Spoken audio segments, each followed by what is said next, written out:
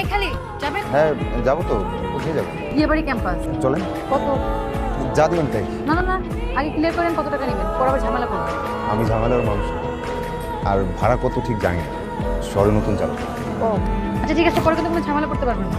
ভাই আমি সবাইকে ফোন দিছি, সিয়ামকে ফোন দিছি, সবার নাম্বার বন্ধ, ব্যস্ত সবাই। আমি কি করবো বল? আমি কি খালি ফেলে নিয়ে যাবো? আমি তোদের সবসময় বিপদ আপদে পাশে ছিলাম না, আর আজকে তোর আমার সাথে এমন করলি। সমস্যা নেই, সময় দিন আমারও আসবে, আমিও দেখাই দিব। আমাকে বলতে পারেন। আমি আপনাকে কি বলবো? আপনি আমাকে কি হেল্প করবেন?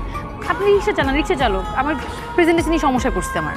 আহা, রিক্সা চালককে এত ছোট করে দেখছেন কেন? আমরাও মানুষ, অন্যরা যা পারে আমরাও তা পারতে পারি। আর কখন কাকে কার কাজে লাগে কেউ বলতে পারে না। আমার আমার অ্যাসাইনমেন্ট আর 2.5 ঘন্টা বাকি আছে। এদিকে আমার বন্ধুদের কারো কোনো খবর নেই। ওরা বলছিল যে ওরা আজকে আমার অ্যাসাইনমেন্ট করে দিবে। বিবিএ পড়ে? হ্যাঁ ল্যাপটপ আছে? হ্যাঁ। ঠিক আছে চলেন। কোথায় যাচ্ছেন আপনি? দেখি কি করা যায়।